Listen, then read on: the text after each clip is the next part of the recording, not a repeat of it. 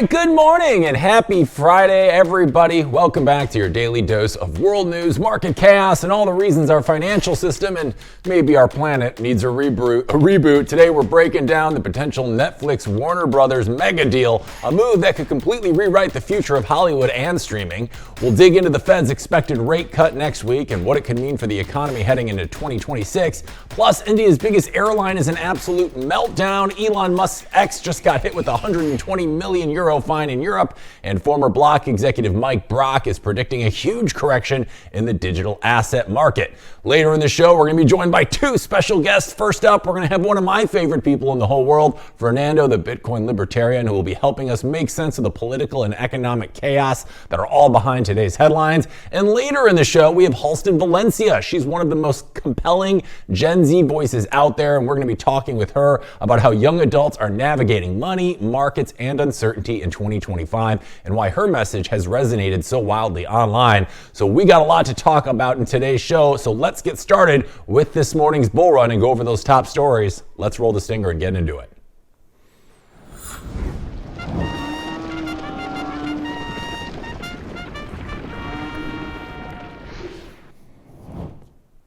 All right, it's time to go over the top stories of today. So let's get started with our first one here. So let's all close our eyes for a second and imagine firing up Netflix and finding HBO, Harry Potter, Friends, and half of Hollywood sitting in the same app. That is the potential future on the table as Warner Brothers Discovery enters exclusive talks to sell its film and TV studios, plus HBO Max, to Netflix. Now, this would be a seismic deal. Netflix has spent years saying, we do not need a studio, we are the disruptor, and is now apparently saying, actually, give us one of the biggest studios in history. That'd be great, thanks. Now, Warner Brothers, valued north of $60 billion, would spin off its cable networks like CNN, TBS, and TNT, while Netflix takes studio, HBO, and the massive content library that includes everything from The Sopranos to The White Lotus to Harry Potter. Now, Netflix is reportedly offering a $5 billion breakup fee if regulators kill the deal, which tells you how serious they are and how nervous they are about antitrust. Now, Paramount and Comcast were also in the bidding, and Paramount's lawyers are already calling the sale process tainted, which is legalese for we are extremely salty about losing. Now, if this goes through, the combined Netflix-Warner machine would own a gigantic slice of global premium entertainment and roughly 450 million streaming customers, which is exactly the kind of number that makes regulators start sweating. So critics worry about less competition, higher prices, and fewer studios willing to take creative risks outside the Netflix ecosystem. Netflix, however, argues the opposite, saying bundling could lower prices for consumers and that its real competition is YouTube anyway. For viewers, the short-term upside is pretty obvious. You open up one app and nearly everything you want is there. The long-term question is whether Hollywood becomes a two-platform town where a handful of giants decide what everyone on Earth watches on Friday night. And joining us to talk about this story and many others of our top stories this morning, we have one of my favorite people and our returning guest, Fernando, the Bitcoin libertarian. Fernando, so good to see you, my friend. I see you got your new studio. You're back in Hong Kong. How have you been since we last saw you? Finally, well, I was back in Hong Kong 2 weeks ago, but jet lag didn't allow me to be on the show. But yeah, finally, I'm back in Hong Kong. I'm with my sleeping patterns aligned. Today, I will be. I need to be up because in 1 hour is the draw of the World Cup. As an Argentinian, you know that for us, football is a religion. And today is my second appearance in RoxomTV because I've been with Jamie earlier today in the Hong Kong studio. So I'm super happy to be here. Well, we're super happy to have you, and there's nothing like a double shot of Fernando on a Friday to get things rolling, so we're always excited to have you on tap here. Now, Fernando, I want to get into this first story. This is an interesting one. So if Netflix actually buys Warner Brothers and HBO, do you see this as a healthy competition going forward, or is this maybe the beginning of a streaming monopoly that squeezes everyone else out? You and me both watch TV. Where do you think this is headed? Well, of course, that I'm not an expert on that. Let me talk because I'm more into the Bitcoin thing. But I read about that today. And one of the biggest thing that happened is made me think is how Netflix started. Remember, like 20 years ago, I think that Blockbuster wanted to buy Netflix, or Blockbuster dismissed Netflix potential, and how they went from a streaming platform to become a content creation platform first, and second, now buying the big producers of Hollywood. I think that, of course, can become monopolistic. It's not good, especially with the content creation. But we live now in a world, and I always want to make a parallel with Bitcoin, no? That mostly everything is decentralized now. And for creating content, you don't need a big studio. So probably, okay, Netflix can take the lead for a couple of years, monopolizing the content creation. But now you don't need a studio. I'm shooting with my computer, my podcast in my house. So, and I think that can trigger a monopolistic, but then you have YouTube, you have other kind of content to watch. And I am a supporter of the free markets. You don't need to interfere. If Netflix is buying these studios, it's because probably they did things better than the others, so they can buy it. And if they become so monopolistic, sometimes, somewhere, market will align, and there will come other Netflix, other different stuff. So that's my 2 cents on that point. Yeah, no, I think this is a little overblown for a couple reasons. One, I feel like of all the streaming platforms, Netflix traditionally seems to make the best stuff. So I'm okay with them taking over some of these other studios and maybe upping the overall quality.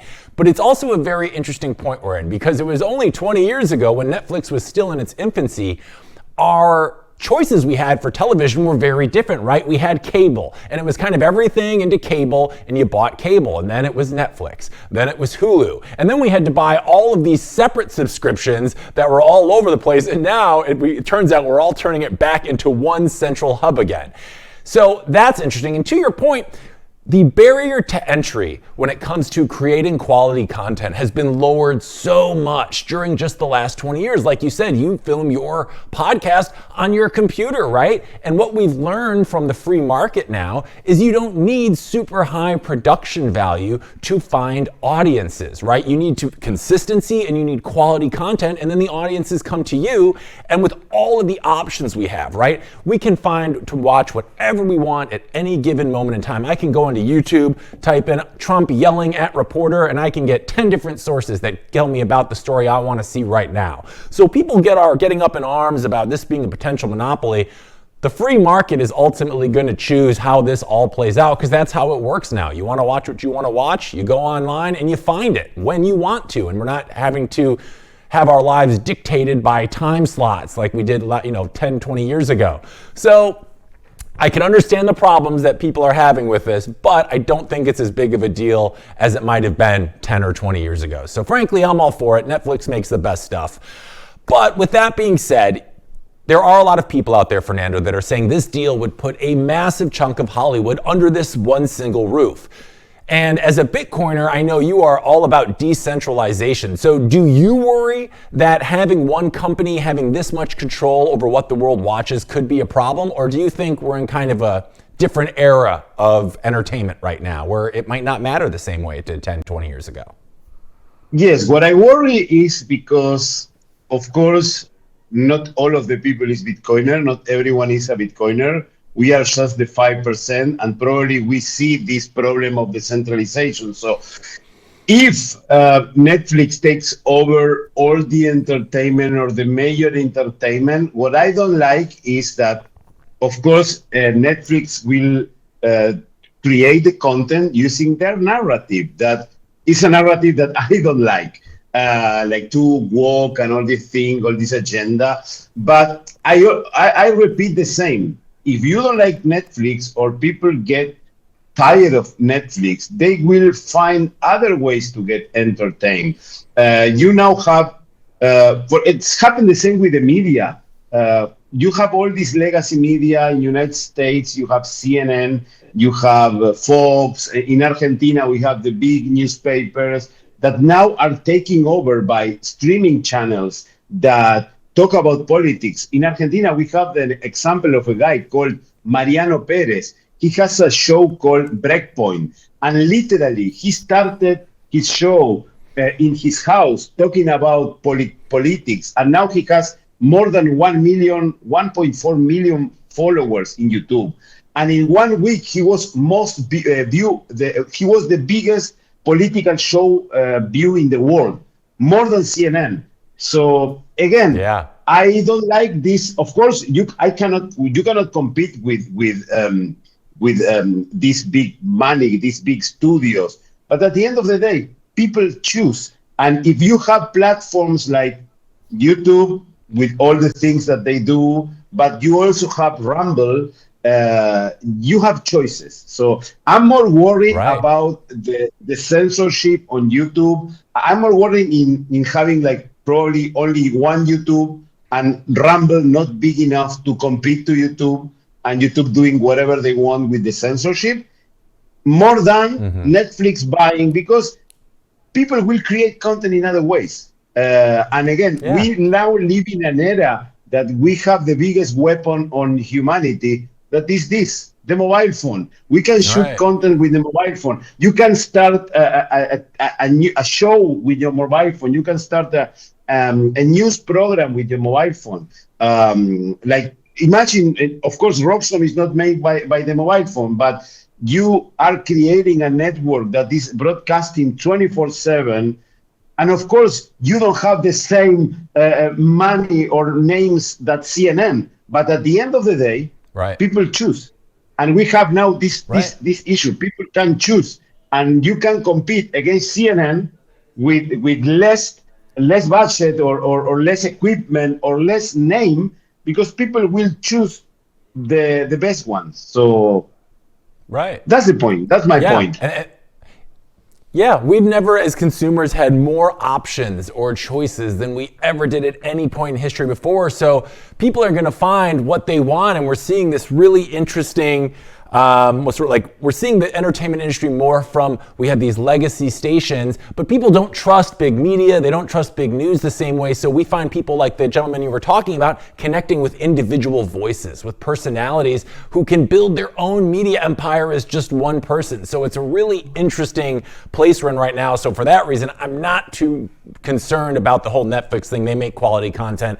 I'm here for it. But if regulators were to step in on this, Fernando, and they probably will, do you think they're actually trying to protect the consumer with this by potentially breaking up this deal? Or are they just protecting their own power over the media landscape? Because I think that's kind of what people are worried about today, is the big money behind all of these companies doing things for their own self-interests rather than trying to make great content for the consumer. So with that being said, let me rephrase it. Do you think that a potential antitrust suit for this is protecting consumers, or are there other powers at play as to why they would actually want to break this up?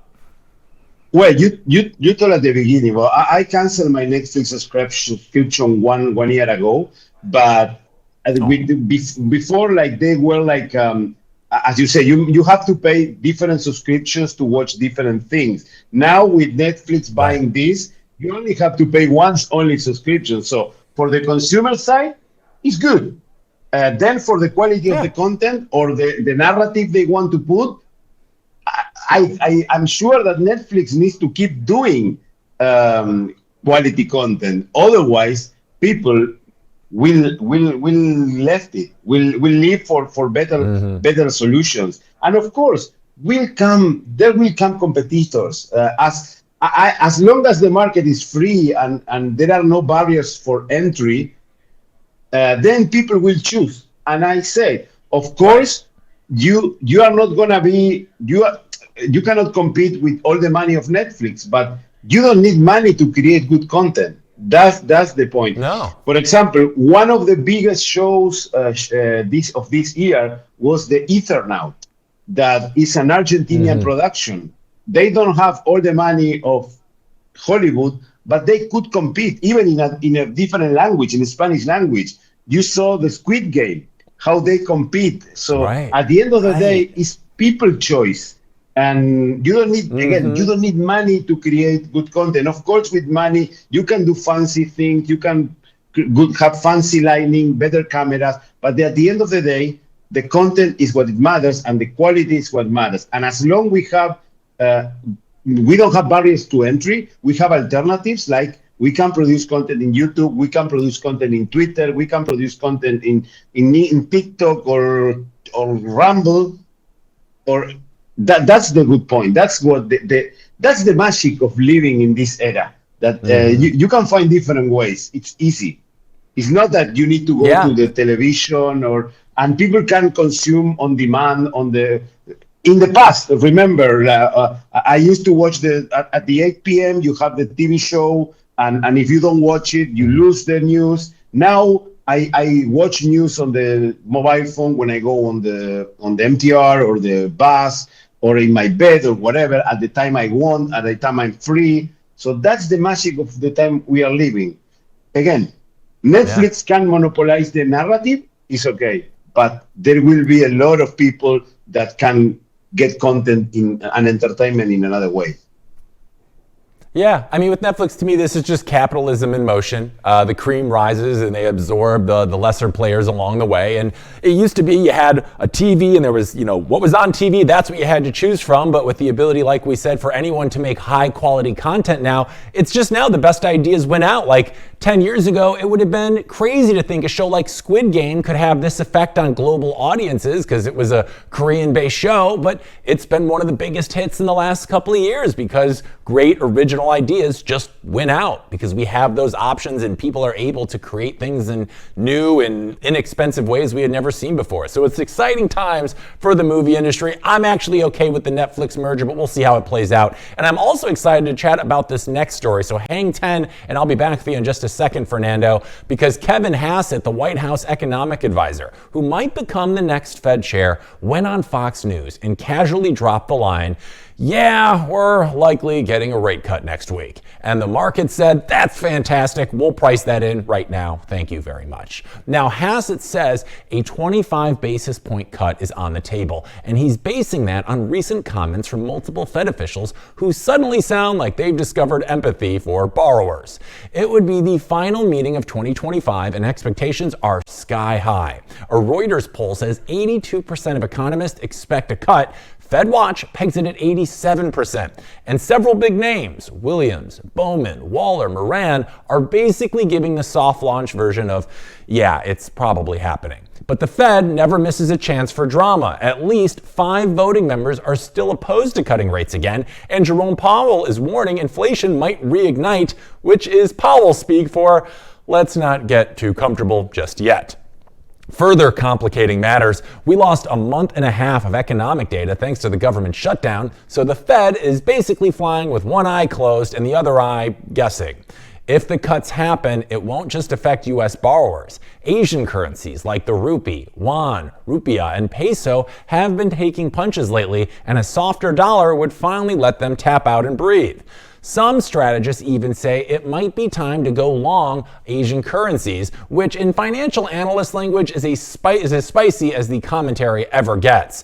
All eyes are now on the December 9th and 10th potential rate cut dates. If Hassett is right, he didn't just preview a rate cut, he might have previewed what he'll be doing when he gets Powell's job. All right, we're bringing Fernando back. Fernando, how crazy is it that a potential Fed chair basically leaked a rate cut on television and the markets instantly reacted like it was official policy? Is this just classic buy the rumors, sell the news? Is that what's going on here?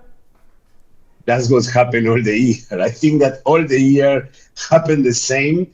We had a lot of big movements based on rumors. We can see in the Bitcoin price going up, then crashing up to 80K. Now it's again going down. But yes, this year is crazy. I think that this year, like all the books, all the models that we have were destroyed.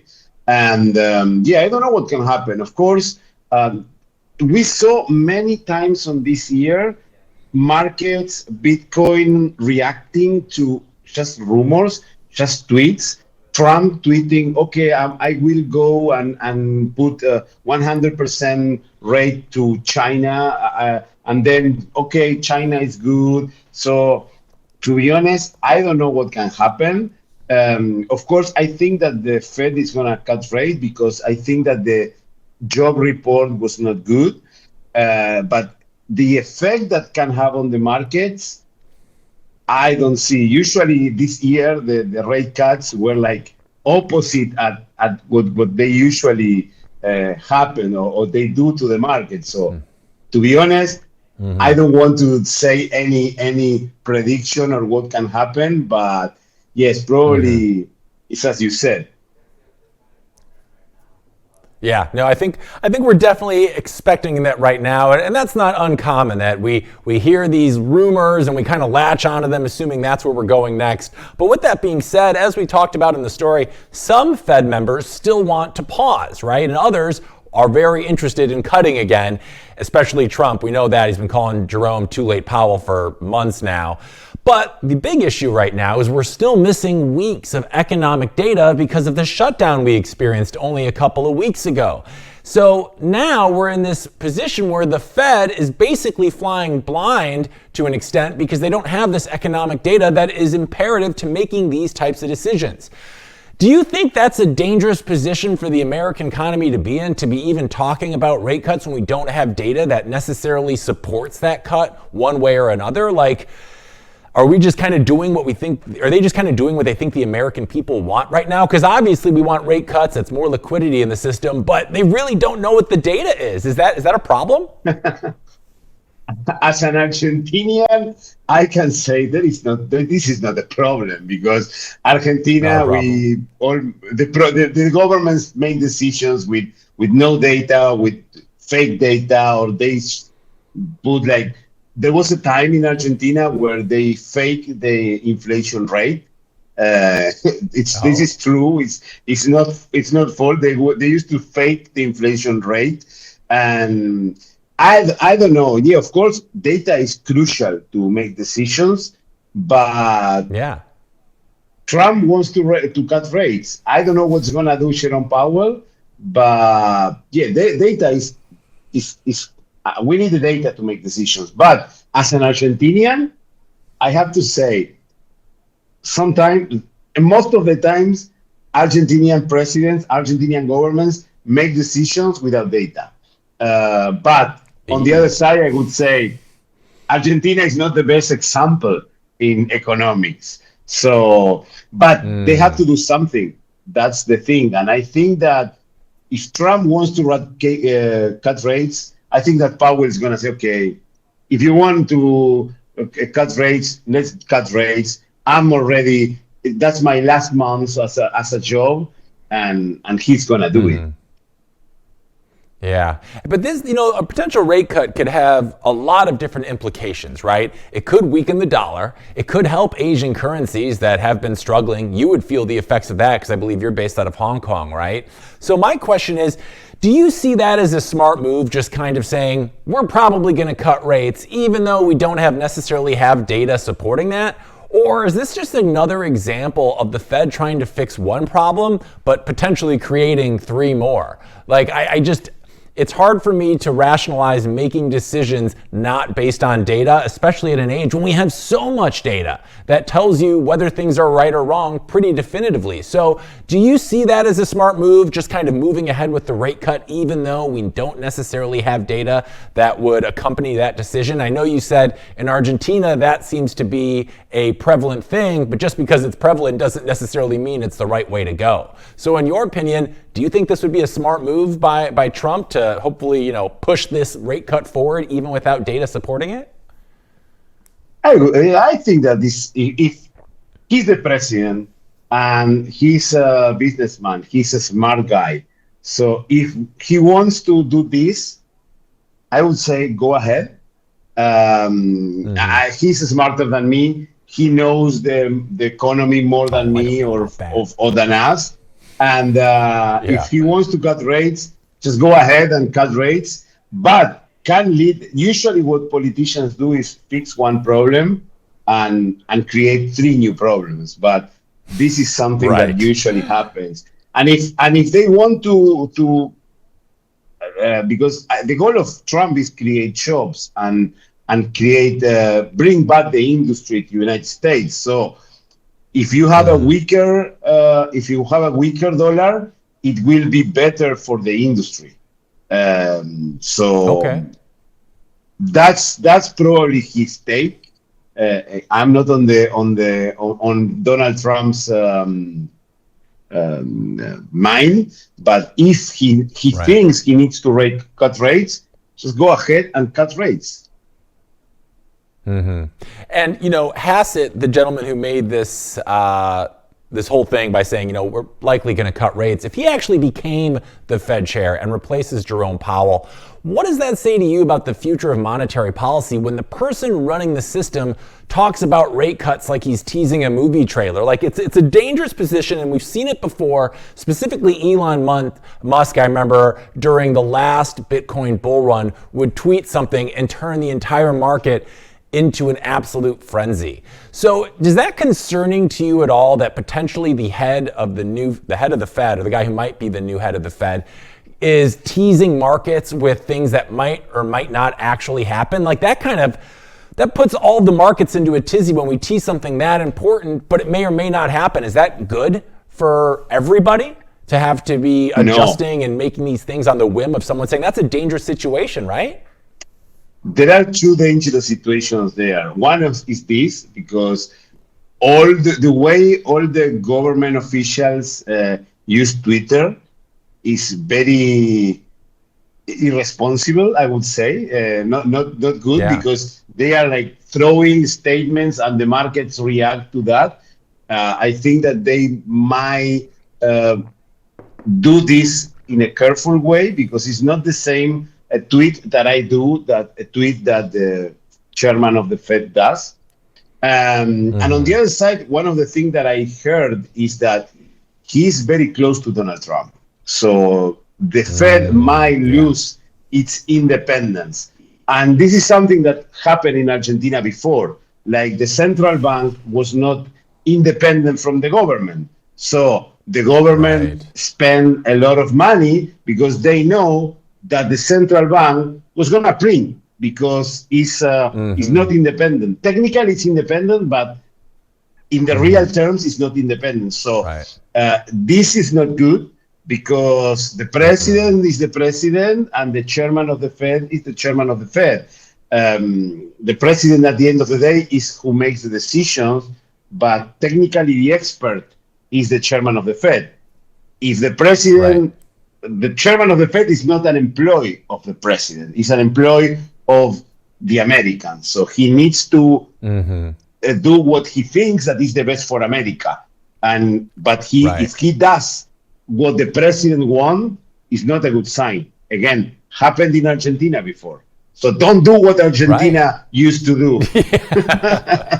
Right. I mean, we really should be looking at Argentina in this instance as a cautionary tale to what happens if the president's powers remain unchecked, especially with regards to the Fed. And we're entering this point where part of me almost thinks, now that we were chatting here, Donald Trump just, his politics, I've kind of labeled them as, I call them bipolar politics. He just kind of throws out big situations out there, and then he kind of sees how the market reacts. So part of me thinks that he doesn't necessarily have a true plan. He just throws out big ideas and then sees how the world responds to them. And if they respond positively, it's like, oh, maybe we should move forward with that. Everybody seems to like it. And if they don't, he's got no problem flip-flopping and saying something completely different the next time. And maybe that's a strategy, and maybe there is something to that, and kind of gauging the will of the public people. And we're seeing that more and more with these prediction markets too. And, there is something to the wisdom of the crowd, as they say. But, this whole situation is a little dicey. I don't like it. Hopefully they keep the Fed and the president's powers a little separate, because, again, we don't want to end up in a situation where the world reserve currency goes the way of Argentina's currency. We'll all be in a lot of trouble. So hopefully not. Speaking of trouble, I want to go into this next story now, Fernando. as India's largest airline, Indigo, is having the aviation equivalent of a full system crash right now when everybody needs to fly. You see, the carrier, which controls about 60% of India's market and runs more than 2,000 flights a day, has canceled hundreds of flights after days of chaos and now says all flights out of Delhi today are being canceled. Now, passengers are stuck in airports across India during peak travel and wedding season. Many complaining they are not getting real-time information, food, or hotels. The problem is not weather or geopolitics, it's actually pilot shortages. You see, regulators say the disruptions are due to misjudgment and planning gaps. Indigo now says operations will not be fully normal until February. The aviation regulator has ordered the airline to submit a detailed plan for recruitment, training, roster restructuring, and safety risk assessments, because when thousands of passengers are stranded, phrases like, "We are working on it," just don't cut it anymore. Now, Indigo has promised to waive cancellation or rescheduling fees, but the damage to its reputation is already on the scoreboard. Pilots groups warn that relaxing duty time rules to fix schedules would gravely compromise safety, so regulators are stuck balancing passenger fury against the one thing you absolutely cannot sacrifice in aviation. In the long run, this could reshape how India handles pilot fatigue, airline growth, and whether one carrier should control that much of the skies in the first place. Now, Indigo controls currently 60% of India's air travel and still fell apart over the new pilot rest rules. All right, bringing Fernando back. Fernando, this problem we're seeing in India, is this a regulation problem, a management failure, or proof that one company shouldn't dominate an entire country's skies? It's almost sounding like they're getting a little centralized with the air travel over there. Tell me, why is that a problem? Yeah, of course. If one company centralizes all the travel inside the country, well, I will mention again Argentina. In Argentina, we used to have Argentinian airlines that monopolize all the travel inside Argentina, and the pilots, they used to do strike, and they went on a strike and do whatever they wanted. The service was not good, but in 2015 or 2016, then President Macri, they do a deregulation of the skies, so they come some low-cost airlines that were better for the competition and better for the service. Yeah, of course, if you have a company that do the 60% of the travel in India, it's not good if there are problems. And of course, the regulation of the pilots and all the things. I'm not a friend of the regulations of the government. I think that there are two things that go together. But yeah, it sucks to have your plane canceled. Oh, it's brutal. I mean, we were just experiencing that to probably a lesser extent here in the United States as we had that government shutdown that lasted for around 40-something days, and it caused absolute pandemonium here in the United States. I flew a couple times and it was a mess. And a big problem with it was the understaffing. Because of that, we had, I think it was like hundreds or thousands of air traffic controllers, pilots retire during that. So we are kind of still figuring out our air travel and getting back to normal in a not so dissimilar way that India is. And, you know, right now they're experiencing thousands of passengers stranded all over the country. We're having diplomats missing events, and the airline says things won't normalize till later, early next year, as I spoke of. So is this a good example, you think, of how fragile big centralized systems really are? And what do you think we can do to prevent these types of problems in the future? Well, of course, this is a big problem of centralization.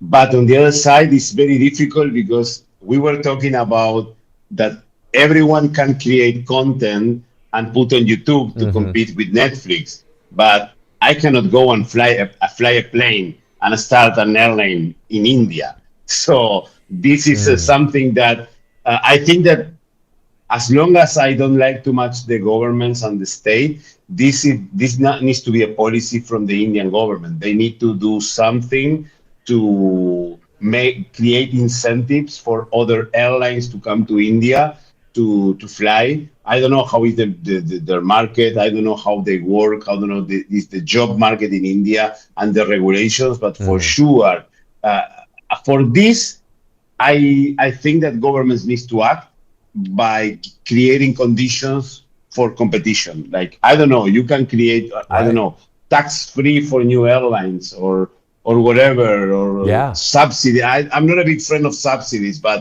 you can do something for the airlines to come to create, or even create a company from the government. But yes, the Yeah. these situations, of course, we were talking about with Netflix. If there is a monopoly of Netflix, everyone can create content, but not everyone can fly a plane. I cannot go and fly my plane Right. in India. Is something that creating an airline takes a lot of a qualified job, a lot of investment. It's not, you cannot create from one day to the other. That's the Right. thing. But Yeah. yeah, we see that the centralization is not good. Yeah, especially here, Netflix is one thing, but with aviation, you have to balance, people's schedules specifically with safety. The safety element is of the most paramount importance, where we need competition, because if you, again, are hanging your hat on one company that does 60% of the air travel and they're becoming overworked and overloaded and people are missing flights, that's when mistakes happen. And you really need to make sure there is an equal playing field that keeps everybody accountable, because it's really easy to fall into, hey, we have 60% of the market, we don't need to be on top of our stuff the same way, and that's when these catastrophic accidents happen. And that doesn't happen with Netflix, but it certainly can happen with a huge piece of metal up, tens of thousands of feet in the air. So hopefully they get that under wraps soon. That's a problem that needs to be solved sooner than later. And we're going to move on to our next story here. This was a fun one, so hang 10 here, Fernando, as Elon Musk's X has become the first major tech platform to get hit with a massive fine under Europe's new Digital Services Act, and Brussels did not go gentle. The EU says X broke transparency rules in 3 big ways: selling blue check marks in what they call a deceptive way, hiding key advertisement information that should prevent scams and election manipulation, and refusing to give researchers the public data access required to track political content and misinformation. Now, the fine totals 120 million euro, broken down into 3 neat little please stop doing that buckets. 45 million for verification, 35 million for ad transparency, and another 40 million for blocking researchers. Now, this is the first official DSA ruling against X, and regulators made it clear they wanted to set the tone. Now, before Musk took over, blue ticks meant verified identity. Now they mean $8 a month and vibes, and the European Union is treating that shift like someone swapped the fire exit signs for cartoon drawings. Officials say X undermined user rights and accountability, while Musk, who is on track to become the first trillionaire, now has 90 days to propose an action plan or appeal. Now, here's where the geopolitics enter the chat. Trump's administration has already pushed back on EU tech regulations, with Commerce Secretary Howard Lutnick basically hinting that tariff reductions depend on Europe being nicer to United States tech giants. European officials called that blackmail, which is diplomatic language for absolutely not. Meanwhile, the EU is also pressuring TikTok to increase ad transparency and maintain searchable ad repositories so researchers can spot fake celebrity endorsements and election meddling. The bigger message from Brussels is actually pretty simple. We don't care who owns the platform. If you operate here, you play by our rules. And now every big tech CEO is staring at Europe like it's the teacher who suddenly started grading essays again. We're bringing back Fernando to chat about this one. Fernando, the European Union says that X broke transparency laws by selling those little blue check marks. They were hiding ad info and blocking researchers. Is this a fair punishment, or is this just Europe flexing its regulatory muscles on the platform? What do you think? Of course, it's Europe trying to control everything. Europe is with their crazy communist rules. Brussels is like the European government is like the USSR. So they want to ban everything that talks about freedom. So I will always be on Elon's side. I'm a big fan of Elon. He is the biggest disruptor of our era, and with X, at least he's giving back a little bit of freedom of speech the Brussels bureaucrats don't like. So I think that is a way of control. That's the way, because it's bullshit what they talk about, the blue check or the ads or whatever. European, they want to control everything. They are on this uh, socialist spiral of controlling everything, and it's a way of punishing Musk and his way to give people like a free. It's not 100% free speech, but like a free speech platform to speak. Yeah, and we know Elon is all about the freedom. I love that. I love the freedom. And regulators are claiming that the new blue checkmark system is deceptive. But doesn't everybody know that it's a subscription now? I have a blue checkmark. Nobody knows who I am. It cost me like $50. So why do you think the EU is so upset about this? I know originally the blue checkmarks you kind of had to earn, but now you can pay for them, but everybody knows that. Is this just the EU trying to stick their hand and gain control on something that really isn't their business, kind of as you mentioned before? Of course, it's not their business. And the funny thing is that the blue check in the past, I think that the elites, they don't like, because the blue check in the past was only for the elites. You and me, we couldn't have a blue check, but now we can pay. Everyone can pay and get a blue check. And if you don't pay, you don't get it, and you have some benefits. Right. I think that it's Elon platform. It's the same if, let's say, imagine if Roxom wants to charge $2 and put the people like a badge of loyal. Who can ban it? It's like it's Roxom policy. And with Elon is the same. It's their policy. If they want to charge, they don't. Different would be if they force you to pay to use the platform. So if you don't pay the blue check, you have the same access of all the other people who pay the blue check. In my case, I pay the blue check because, first of all, I support Elon Musk. Second, I can access to Grok, that is the artificial intelligence that I use every day, because here in Hong Kong, ChatGPT is banned. And by the way, I think that Grok is the best AI. So it's not that you pay the blue check just to be verified. And but it's another way of Europe to be able to control.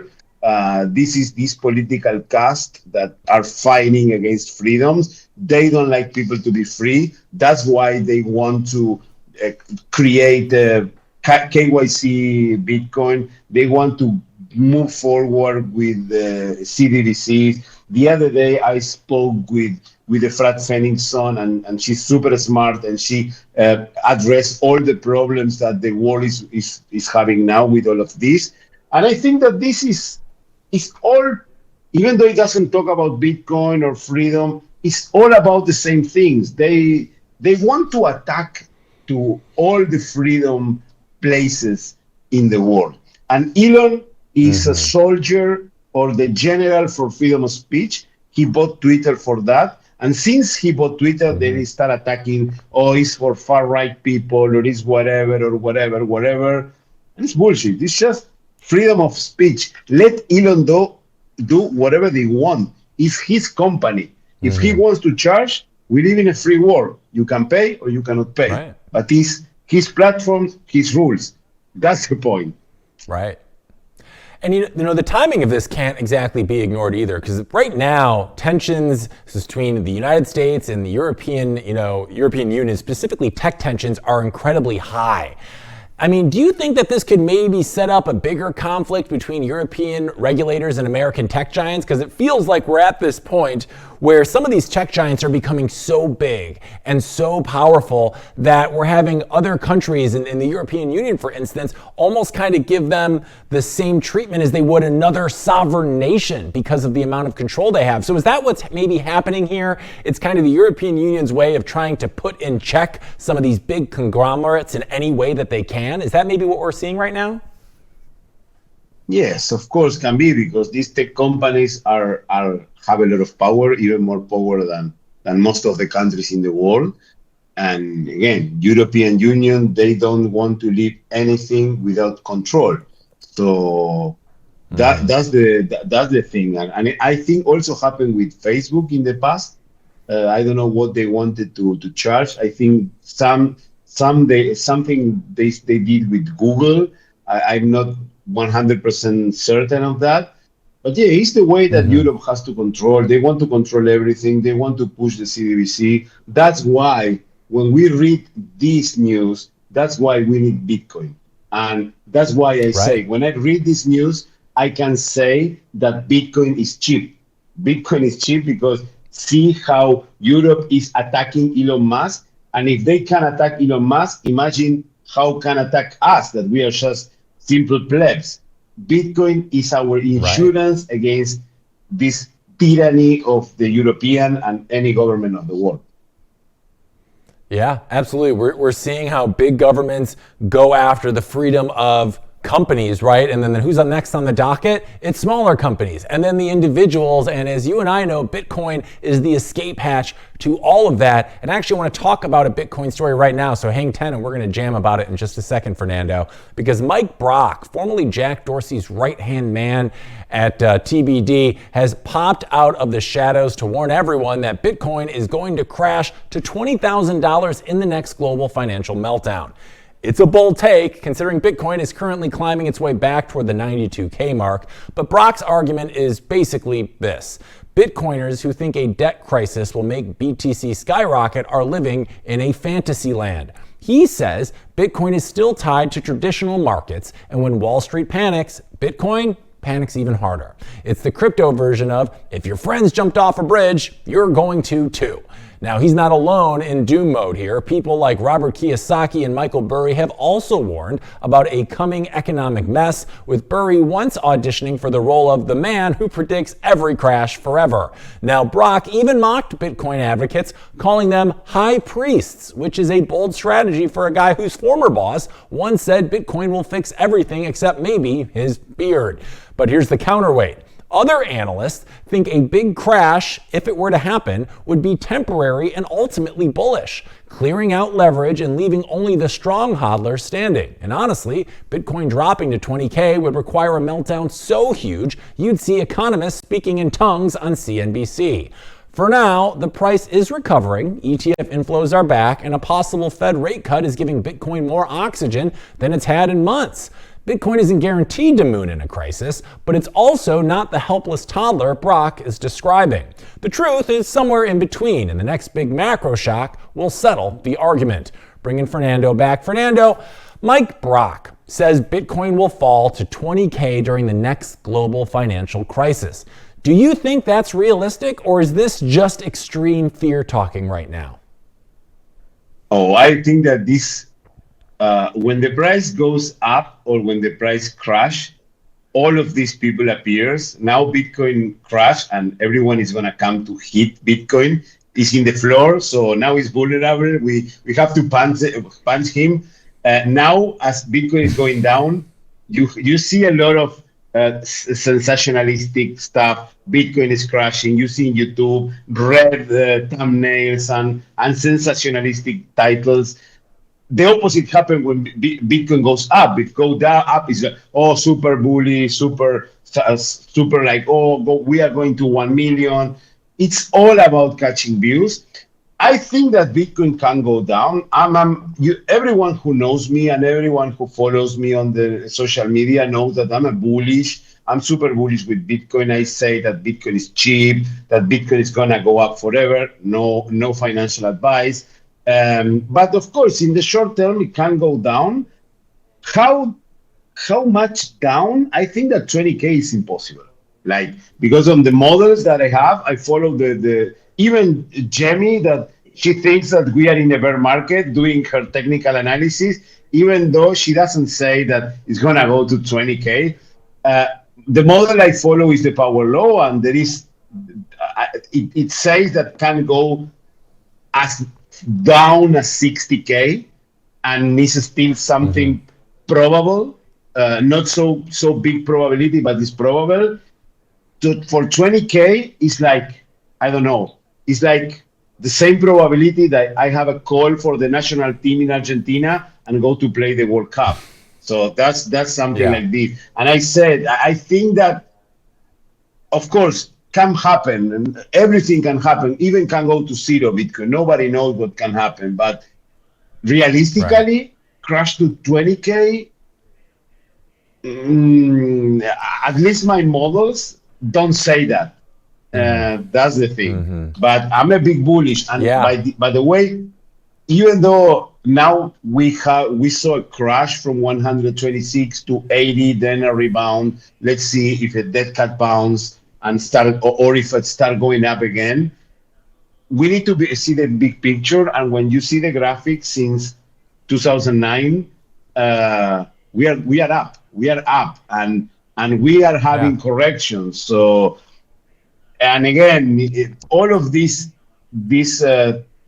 price prediction and all the things are for making people, there is noise that drive the attention for what is Bitcoin, that is a store of value that you need to hold for years, and sooner or later it will be worth 100K again, it will be worth 500K, it will be worth 1 million, 10 million, and 100 million. Why? Because if you study, of course, if there is a crash on the global economy, then Bitcoin is gonna be the way out of this crash. So we don't know Right. when it's gonna be 1 million, 10 million, but if you study Bitcoin, first nobody said that it was gonna be 10K.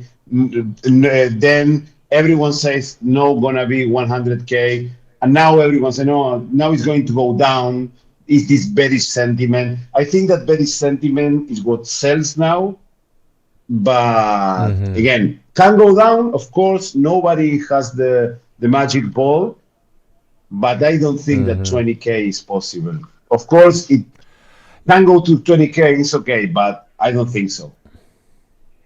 Yeah, to me, this just sounds like clickbait. Obviously, we've seen Bitcoin, have its volatility. A lot of traders will say the volatility is one of the features, right? But if you look at the percentages of Bitcoin's drops in previous cycles compared to what we're seeing now, people talk like the sky is falling, but we only went from like around the 120s to down to the 80s. Now we're in the 90s. So even if it was in the 80s, we're still only talking about a 33% drop, which is not that big of a drop compared to what we've seen in Bitcoin many times before in the past, right?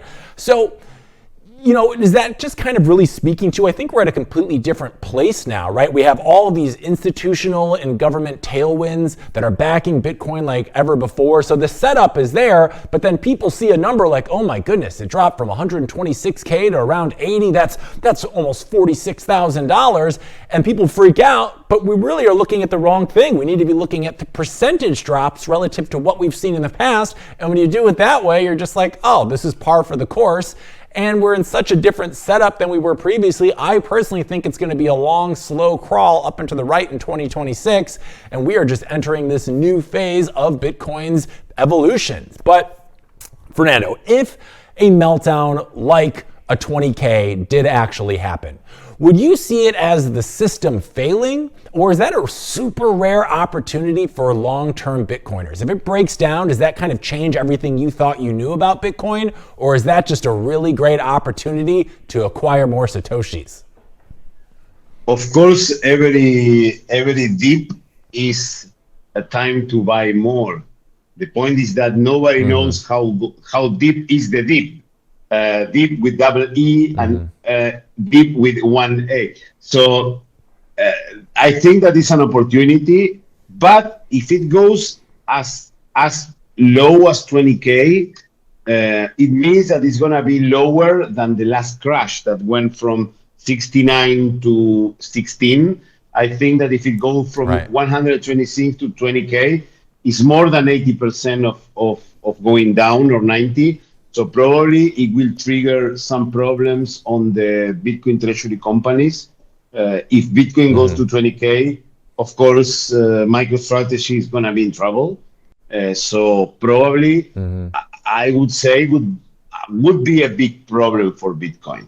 But again, I think that it's not, I don't want to say it's not possible, because everything can happen. but it's Right. it's it's a very, very, very, very, very small probability. It's like going out and win Yeah. the lottery, so twice. So that's the point. Right. And again, of course, if it crashed to 20K, I would say as a maximalist, I would sell everything and go. I will sell everything. I will go to sleep on the street and don't pay rent to buy Bitcoin. But it's not good for Bitcoin if it crashed to 20K. That's the point. Yeah. Because a lot of Yeah. I mean, companies, a lot of things that are going now, a lot of adoption, institutional adoption. There is a lot of people with loans collateralized on Bitcoin. And if it's together with a global crisis, people will lose a job, they will not be able to pay, and they will get the loans liquidated, and the price is going to go in a spiral. So it's not good if it go to 20. But again, I think that it's not probable. Like the probability of this to happen is 0.0000001. And more realistic, but all of these things are clickbaity. More realistic would say that can go to 60, probably, to 70, Yeah. probably, but to 20 is not even known. I don't think so. But again, anything can happen. Yeah. Yeah, it certainly seems unlikely. And like you, if Bitcoin goes down to 20, I'm backing up the truck and getting whatever I can for sure, because that seems like a once in a lifetime opportunity that I don't think we're going to see again. But, you know, if it were to fall to 20, it kind of makes me think like, what's going on in the world at that point? Because if people are saying that Bitcoin follows along with traditional markets, we've heard for a long time now about its correlation to the NASDAQ specifically, you got to imagine that's the situation where it sounds like the entire world is on fire if Bitcoin is going that low. But also, we have this institutional foundation for Bitcoin now that seemingly doesn't have much plans on selling. So you got to wonder if a terrible thing were to happen to the economies, does Bitcoin finally have that moment where it does start acting more akin to gold as a store of value? But we're still early in this Bitcoin journey, even though we're 15, 16 years in. So that certainly remains to be seen. And we got one more question for you, Fernando. You know, a lot of analysts are saying that crashes actually strengthen Bitcoin by wiping out leverage in weak hands. Do you think that statement is true? Of course. Yeah, of course. And that's what happened, what is happening now. I think there are a lot of positions that are with leverage more than ever in this time. And when it goes down, it cleans everything and makes the market more with less leverage. It's a cleaner market. It's better decisions to make. And yeah, of course, I think that when it happens, when it cleans the leverage, it's good. And the corrections are good in all aspects of your life. Sometimes if you go up so fast, you need to do a correction and go down and then move sideways a little bit and then go up again. So again, everyone who knows me knows that I'm super bullish on Bitcoin. Not for the next 6 months. I am talking with 5, 10, or 20 years vision. So that's my thing. And yeah, that's the point. Yeah. Yeah, no, I couldn't agree more. I mean, we always get caught up in the day-to-day, the week-to-week, but as we've seen with Bitcoin time and again over the last 15, 16 years, when you zoom out, it's a real steady up and to the right, and I only expect more of that going forward. We've had a lot of great news in the space the last year, and we're experiencing some macro conditions right now that I think are dragging everything down, but that can only last for so long. So I too am bullish on the future of Bitcoin, and I'm always bullish when we have you on the show, Fernando. I know you're coming to us all the way from the other side of the planet, so we certainly appreciate you joining us and lending your insight and expertise with us. It's always an absolute blast having you here on the show. So I want to thank you for your time today, and I hope you have an amazing weekend, my friend. Thank you very much for your time. For me, it's always a pleasure being with you in Roxom. I hope someday I can go to the studio there in the other part of the world. And again, for you also, you are starting your Friday. Have a great weekend. Now I will go to watch the draw of the World Cup. I hope Argentina gets an easy group stage and let's see what happens. Love it. Well, I'm wishing good news for you and the defending champs. We're all going to be waiting with bated breath to see how that plays out today. But thanks again for your time, Fernando, and we'll talk to you soon, buddy. Thanks for joining us. See you next week. Have a good weekend, and greetings to all the audience. Love it. Thanks, Fernando. All right, we're taking a quick break here at the Blockchain Report. But when we're back, we got our second special guest of the day joining us, and we're going to be talking about how Gen Zers are approaching Bitcoin. They're the next generation, and it's important to know how they're feeling about the world's hardest asset. And we're going to talk about that and much more when we return right after this quick break. Stay tuned. Some call me Chicken Little, others Bubble Boy. I'm a bit changed, but sounds familiar, right? Let me tell you a hard truth. The S&P isn't rising, the dollar's falling. That's the trick, monopoly money. It's ice melting by the second. Your savings, your salary, your time. Worth less every second. Everyone's using the wrong measuring stick. Switch the denominator. Price the S&P into Bitcoin. Hard, fixed, unprintable. Suddenly your unstoppable index, it's collapsing. And while you cling to dollars, well, Wall Street already switched. Before, you needed 2 brokers. Still getting my ninja bonus though, right? Fuck. Plenty of spreadsheets. And my quant! I hate this part. I was right, and I'll be right again. If I were you, I'd thank me. You know my name's Dave, right?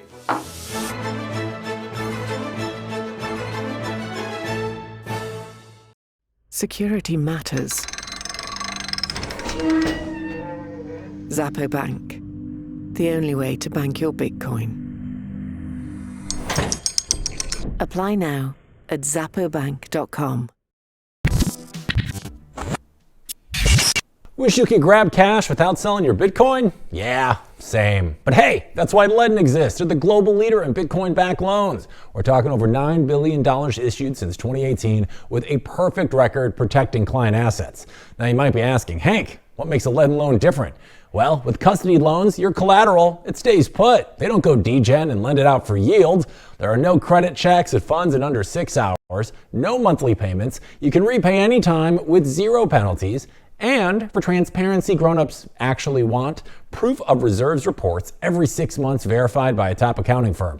The bottom line is Ledden lets Bitcoin holders unlock liquidity without selling. And you can check them out at ledden.io/RoxomTV. That's LEDN.io/RoxomTV.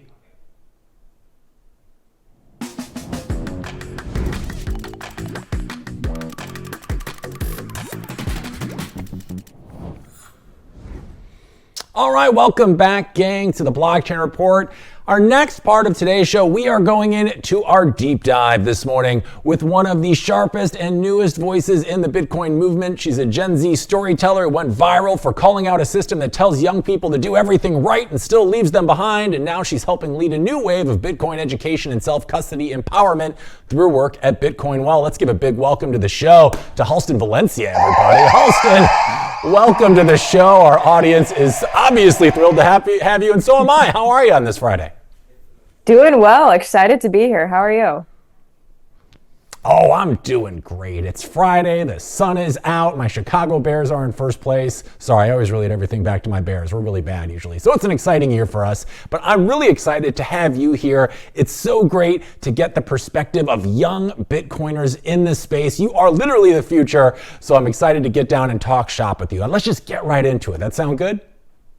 Sounds great. Okay. Love it. All right. So, Halston, I was doing my due diligences on you, and I saw that you said that even after doing everything right, you got into USC, you studied business, you landed the internships, you even managed a food service operation, and you were doing freelance social media. So you were working your tail off, but you still felt like it wasn't enough, and everything around you just kept getting more and more expensive. Tell me about that. Was that what initially led you down the Bitcoin rabbit hole? Or what is that like for people of your generation who feel like they're doing everything that they should be, but they're not seeing the results of generations from yesteryear? Yeah, I think that definitely played a large part in my Bitcoin rabbit hole journey because, like you said, I was working multiple jobs. I mean, I was in college full time. I was interning, like had an unpaid internship. So yeah, I was doing way too much and felt like there was just something incredibly broken. And at that point, couldn't really pinpoint what it was because college teaches you that central banks are your friend and they're here to fix the economy. But it's ironic because I didn't think that they were fixing anything. It's like it feels like my life keeps getting more and more expensive, and they don't teach you in college that the S&P 500, they'll tell you to invest in the SPICs, but it's like, okay, well, if inflation's actually 7 or 8% and you're getting a 9% yield, or sorry, return, your yield is not very high. And so, yeah, I think, after reading Broken Money and a few other Bitcoin books, I finally understood like it's the money and college is a scam. I've been lied to my entire, 4 or 5 years here. And I think for me, I had to really feel the brokenness of the situation of the financial situation to really understand why Bitcoin is so critical to my generation and to all the generations to come. Yeah, it's really a unique and very different landscape for us than it was from our parents, where you go to college, you do the thing, and then you almost feel like you're guaranteed a good job, and then your life just moves on in a natural sequence from there. But that just isn't how it is today. I mean, you graduated from USC, you got a business degree, and then a master's in digital and media marketing, but now you're still feeling this way. So when you look back now through a Bitcoin lens, what do you feel those programs that you went to at USC actually prepared you for? Like, were there some blind spots? Do you feel like it actually helps you around money today? Because I can tell you, after my college education, I'm kind of like, it was the best 4 years of my life, but I'm like, what have I really learned that is preparing me for the real world truly? Is that kind of the experience you felt after all of your, through your journey so far? Definitely. I think after my experience, I realized that college was created by a small group of really powerful people that love to breed employees for a machine that just gets hungrier. And so I think, after studying business economics and marketing and finance, I realized I was just being, taught how to comply and go work in a corporate cubicle for the next 40 years. And so I do feel like I'm prepared for that. I'm very prepared to go work in a corporate cubicle. And I did. During college, actually, my last semester, I worked in a corporate cubicle for 6 months while also attending college. And so, yeah, if that isn't the peak brokenness of the financial system, I don't know what is. So, yeah, I don't feel that business degrees or degrees in general are really preparing kids for a life of defiance, but rather compliance. So, yeah, right. I think a lot of kids would say that. Yeah, no, absolutely. They tell you to think one way, and then you get through all of it and you're like, look where this has got me now. Maybe there was a better path. But kind of ironically enough, I read that it was a professor briefly mentioning Bitcoin and recommending Lynn Alden's Broken Money that seems to have been a big turning point for you. So was that like an economics class, or like what was that process like as you were introduced to Bitcoin, you're reading Lynn Alden's amazing book, and then all of a sudden did things start clicking for you, or did it take a little more time to kind of wrap your head around Bitcoin? Because I've probably interviewed hundreds of Bitcoiners now, and it always seems to be a slow process. Was that the case for you, or did you see it made sense, and then it kind of changed everything right away?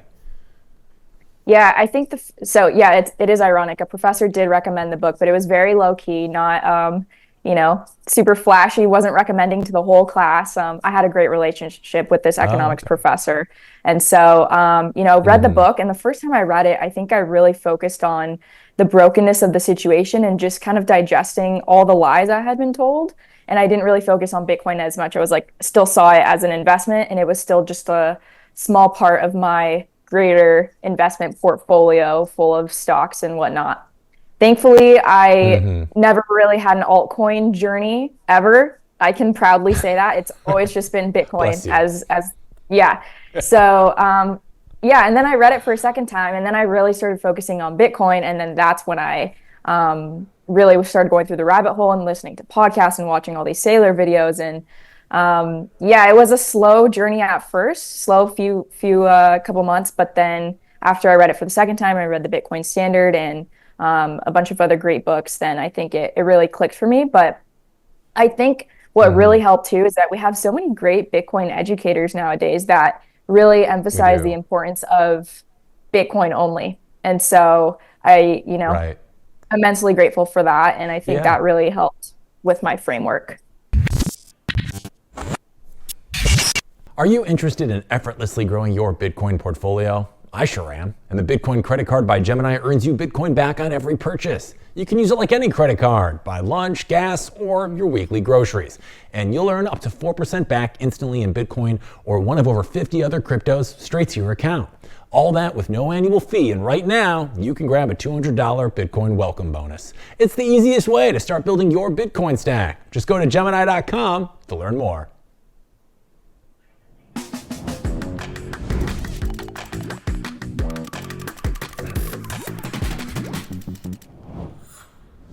All right, gang, we're back here with Halston Valencia. Sorry for the interruption. I know there's been some meteors flying by the world recently. I'm going to blame it on that. But we're back here with Halston. She's one of the Gen Z Bitcoiners leading the way, and we're super excited to have her here. And I want to rejoin where we were in our convo. So, Halston, when I was doing my due diligences on you, I noticed that you've been pretty honest about how it was to kind of realize that a very expensive private school education didn't quite teach you the truth of our financial system, and some of it even felt like a waste. I've been there myself, best 4 years of my life. What did it prepare me for?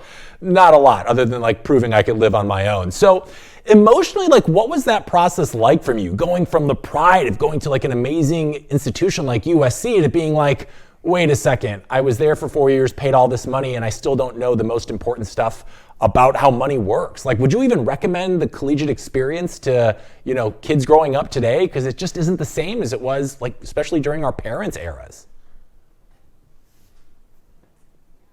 Question, I Please. don't recommend college. I think if you want to be an engineer, a lawyer, or a doctor, absolutely, you got to attend college and, get that professional degree. But I think anything else, especially a degree like business, I think it's so unnecessary nowadays, especially with the AI tools that we have, where you can literally learn anything in 30 seconds. You can ask your AI or LLM of choice to build you a course in less than 5 minutes on whatever given topic, and you can build anything nowadays with AI too.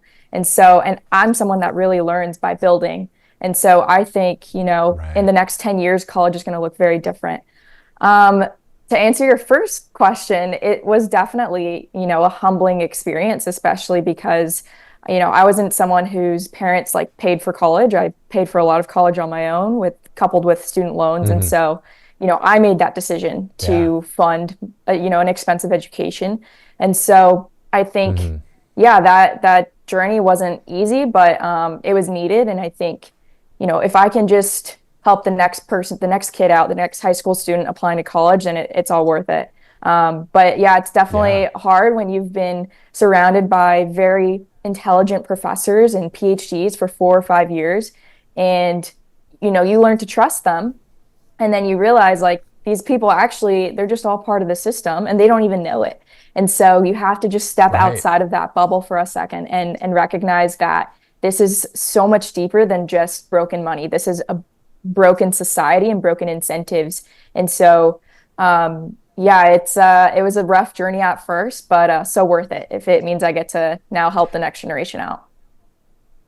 Yeah, in a lot of ways, and we've seen memes about it. It is kind of like breaking free of the matrix, and you start seeing the world entirely differently when you're looking at it from a Bitcoin lens. And you're all these really smart people my whole life who I know have been good intentioned from the jump were telling me one way that the world was supposed to work, and it doesn't work like that. It reminds me a lot of, if you ever read Robert Kiyosaki's Rich Dad, Poor Dad, the one kid's friend's dad is a professor and told him all this stuff that just really wasn't true, even though it was his dad and he was well-intended. It's really a different frame of mind, and that's why it's really exciting to hear, the next generation like yourself coming out and telling people the new truths of this world that we're living in. And for people who, know you already, I know you had a viral tweet and you had a really great appearance on Natalie Brunell's show, but I would love to learn more about, you talked about you love building.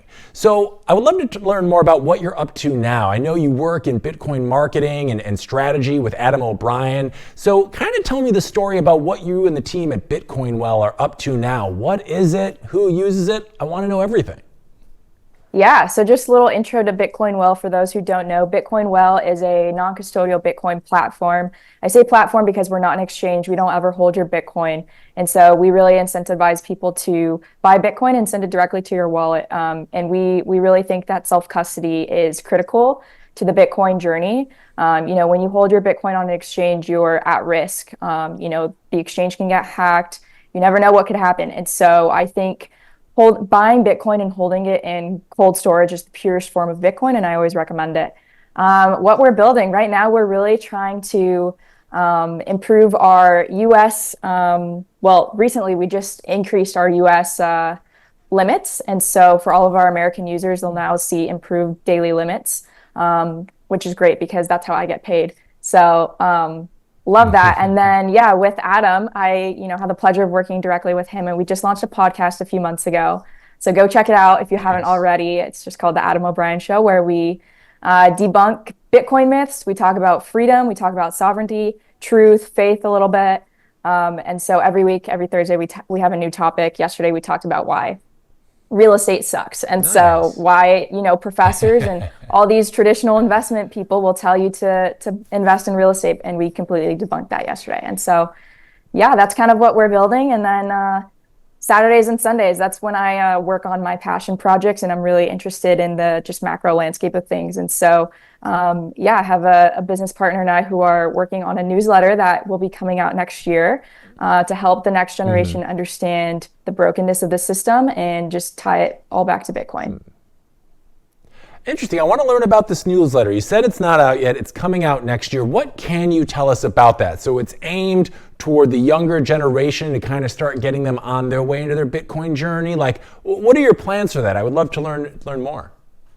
Yeah, so our plans for that, it's called Bolt. And, the idea behind it is that we want you to be able to just kind of read about what's going on in the traditional financial world and macroeconomic world in 10 minutes or less. And so it is geared towards the next generation, but I have shown, people like my parents' age copies of, archives that we have, and they've really benefited from it as well. So I guess it could be beneficial for all generations, but, my conviction and my personal mission is to help kids my age who have been what I like to call somewhat brainwashed by the traditional academic system, and just help them understand and, unlearn a lot of the things and learn to just question everything, question the incentives. And that's kind of our goal with that. It'll be coupled by our website, which will have plenty of tools on there to help you understand Bitcoin and just the bridge between traditional finance and Bitcoin. Yeah, I think that's a great idea. And, I'm sure there's something for everybody of all ages in there, but especially targeting the youth today. As we get older, we all become a little more entrenched in our views of the world. So getting to people while they're still young and still a little more open-minded to new systems and processes, I think is going to be a really great way for you to help the next generation, kind of get orange-pilled and wrap their head around this system that has been treating us all very unfairly for a very long time. Now, I want to get back to Bitcoin Well here for a second, though. One of the big talking points I saw with the company is exchanges sell you Bitcoin IOUs, they hold the keys, we deliver real Bitcoin to your private wallet in minutes.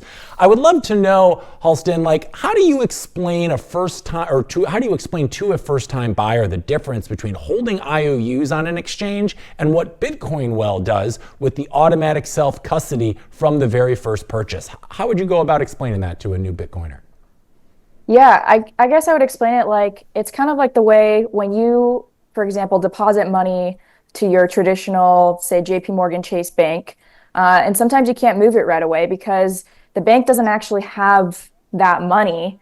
And so you can't really do that transfer. Maybe sometimes it takes 3 to 5 days. That's pretty much the same thing as these exchanges. And don't get me wrong, I think these exchanges like Strike and River are great for that initial first phase of becoming a Bitcoiner. But I think, for the rest of us, it's super important that you take responsibility and self-custody, because those exchanges, they really are just IOUs. I had an experience with one of those exchanges. I won't say which one, but I bought some Bitcoin and wanted to send it, and I couldn't send it. It said that I needed to wait 10 to 12 days. I forgot however long it was, but almost 2 weeks. And I was like, this completely goes against the Bitcoin ethos here. And so that's why I'm so passionate about working with Bitcoin Well and everything that they're doing, because we really encourage, take responsibility for your money.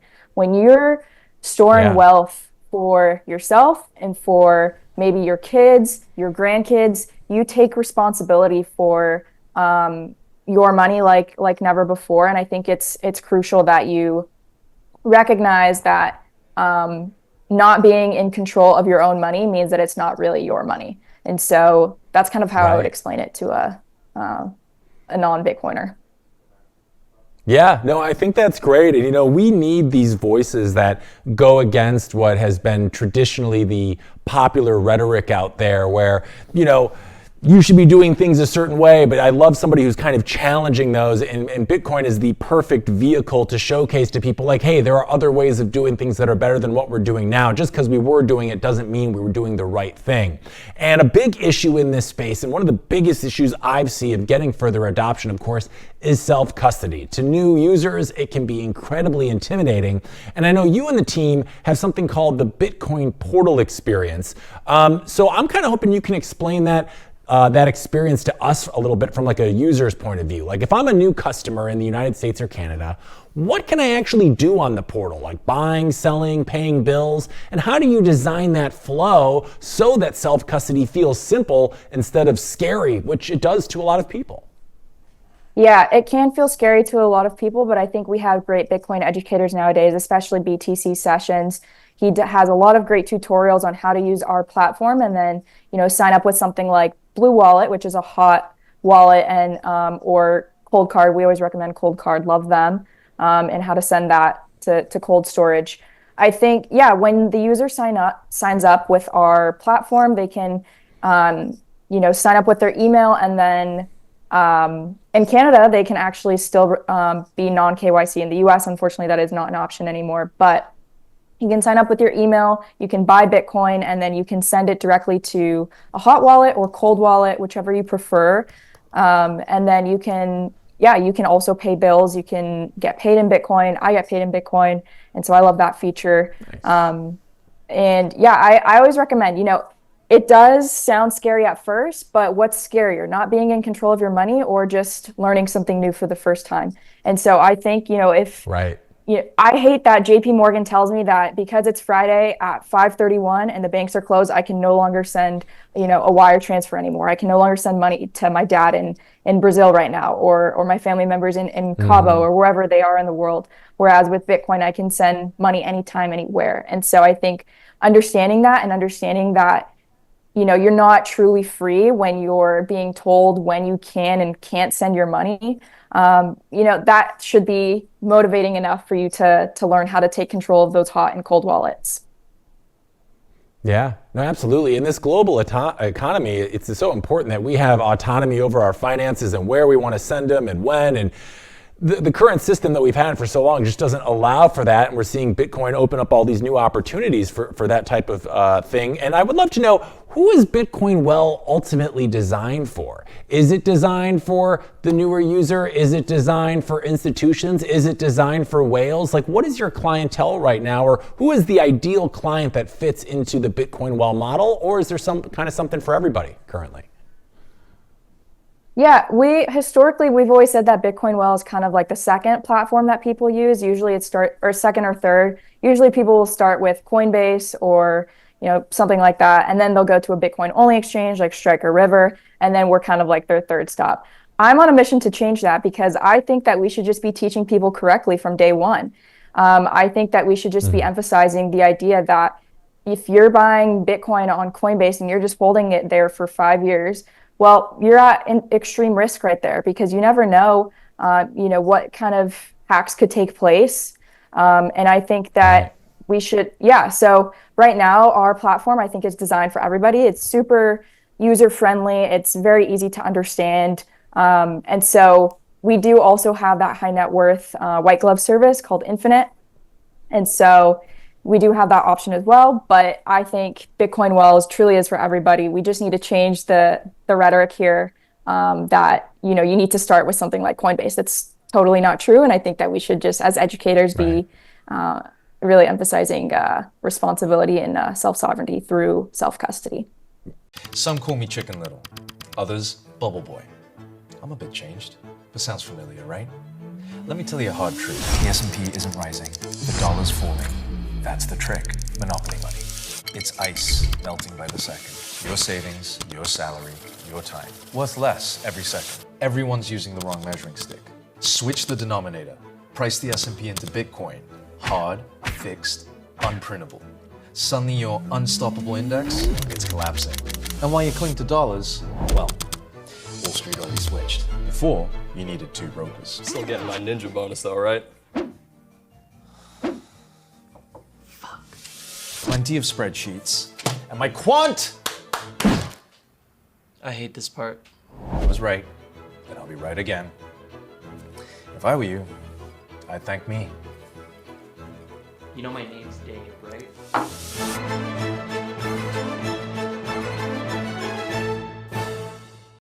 Security matters. Zappo Bank, the only way to bank your Bitcoin. Apply now at zappobank.com.